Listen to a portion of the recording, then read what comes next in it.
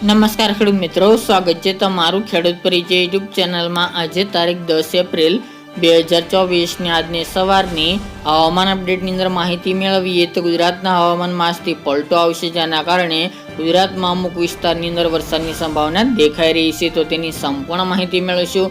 આગામી દિવસ દરમિયાન વેસ્ટર્ન ડિસ્ટર્બન્સની અસરના કારણે 13 થી 16 એપ્રિલ દરમિયાન પણ માવઠાની સંભાવના છે, તેની પણ અપડેટ મેળવીશું। ચેનલમાં નવા હોય તો ચેનલને સબસ્ક્રાઇબ કરી નાખજો અને વિડીયોને લાઈક આપીને તમામ ખેડૂત ભાઈઓને શેર કરી દેજો। ખાસ કરીને અત્યારે વાત કરવા જઈએ તો ગુજરાતની અંદર અચાનક વાતાવરણમાં પલટો જોવા મળશે। આજે તેમજ આવતીકાલે એમ 2 દિવસ ગુજરાતની અંદર માવઠા જેવો માહોલ સર્જાઈ શકે છે। ખાસ તો ગરમી વધવાને કારણે તેમજ તાપમાન ઊંચું જવાને કારણે ગુજરાતના હવામાનમાં એકાએક પલટો થઈ રહ્યો છે। આજે પણ ગુજરાતના મોટાભાગના વિસ્તારની અંદર બપોર બાદથી કાંટા વાદળો જોવા મળી શકે છે। એકદમ ચોમાસા જેવો માહોલ સર્જાઈ શકે છે, જેમાં કચ્છના વિસ્તારો તમામ, ઉત્તરની અંદર સાબરકાંઠા, બનાસકાંઠા, પાટણ, મહેસાણા, અમદાવાદના અમુક વિસ્તાર, પશ્ચિમ સૌરાષ્ટ્રની અંદર જામનગર છે, દ્વારિકા, રાજકોટ, સુરેન્દ્રનગર, મોરબી સહિતના ભાગોની અંદર આજે વાદળછાયું વાતાવરણ જોવા મળી શકે છે અને કાંટા વાદળો પણ જોવા મળશે, જેના કારણે કચ્છ અને ઉત્તર ગુજરાતના ખાસ કરીને બોર્ડર લાગુ વિસ્તારની અંદર હળવા ઝાપટા આજે જોવા મળે તેવી સંભાવના છે। કાલે પણ આ વિસ્તારની અંદર વાતાવરણમાં પલટો જોવા મળશે, વાદળછાયું વાતાવરણ જોવા મળશે, જેના કારણે અમુક જગ્યાએ વરસાદી ઝાપટા જોવા મળે તેવું અનુમાન રહેલું છે, જેની તમામ ખેડૂત ભાઈ નોંધ લેવી। તે ઉપરાંત વાત કરીએ તો 12 અને 13 તારીખ દરમિયાન ગુજરાતની અંદર માવઠાનો રાઉન્ડ શરૂ થવાનો છે। આગામી દિવસ દરમિયાન એટલે કે 16 તારીખ સુધી આ માવઠું ચાલે તેવી સંભાવના છે। હાલની અપડેટ મુજબ કોઈ હેવી માવઠું નહીં જોવા મળે, પરંતુ ઝાપટારૂપી વરસાદ ભારે પણ પડી શકે છે।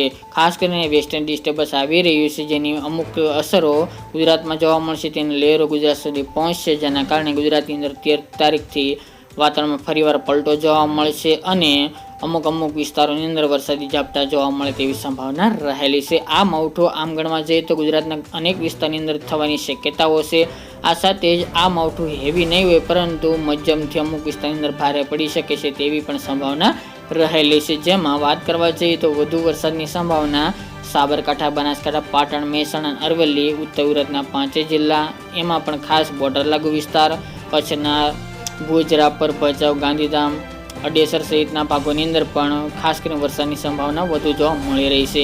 સૌરાષ્ટ્રની વાત કરીએ તો સુરેન્દ્રનગર, બોટાદ, રાજકોટ, જૂનાગઢના અમુક વિસ્તારો, જામનગર અને મોરબી એટલા જિલ્લાની અંદર વરસાદની સંભાવના વધુ દેખાઈ રહી છે, જેની તમામ ખેડૂત ભાઈ નોંધ લેવી। જ્યારે અમદાવાદ, ગાંધીનગર, કપડવંજ, ખેડા, કડી, મહેસાણા સહિતના ભાગોની અંદર પણ હળવાથી મધ્યમ વરસાદી ઝાપટા તો કોઈક જગ્યાએ ભારે ઝાપટું પડે તેવું અનુમાન દેખાઈ રહ્યું છે।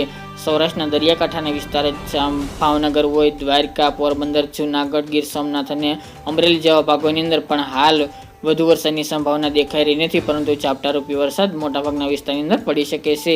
દક્ષિણની અંદર સુરત, વલસાડ, નવસારી, તાપી, ડાંગ એટલા વિસ્તારની અંદર સામાન્ય વરસાદની સંભાવના છે, જ્યારે નર્મદા, છોટાઉદેપુર, વડોદરા, દાહોદ, ગોધરા, પંચમહાલ અને નવસારી, અરવલ્લી જેવા ભાગોની અંદર વરસાદની સંભાવના મધ્યમ જોવા મળી રહી છે। તો ખાસ કરીને ગુજરાતના મોટાભાગના વિસ્તારની અંદર આ માવઠું જોવા મળે તેવું અનુમાન છે અને માવઠું 16 તારીખ સુધી ચાલી પણ શકે છે અને માવઠાનો ખાસ કરીને વરસાદ બપોર બાદ તેમજ રાત્રે દરમિયાન જોવા મળી શકે છે। થંડરસ્ટોર્મ એટલે કે થંડરસ્ટોર્મ એક્ટિવિટી સાથે જોવા મળશે, ગાજવીજ અને તોફાની વરસાદ જોવા મળે તેવું અનુમાન દેખાઈ રહ્યું છે, જેની તમામ ખેડૂત ભાઈ નોંધ લેવી। તો મિત્રો, આ હતી આજની માવઠાની સંપૂર્ણ માહિતી। ફરી એક નવા વિડીયો સાથે મળીશું। આજ માટે આટલું જ।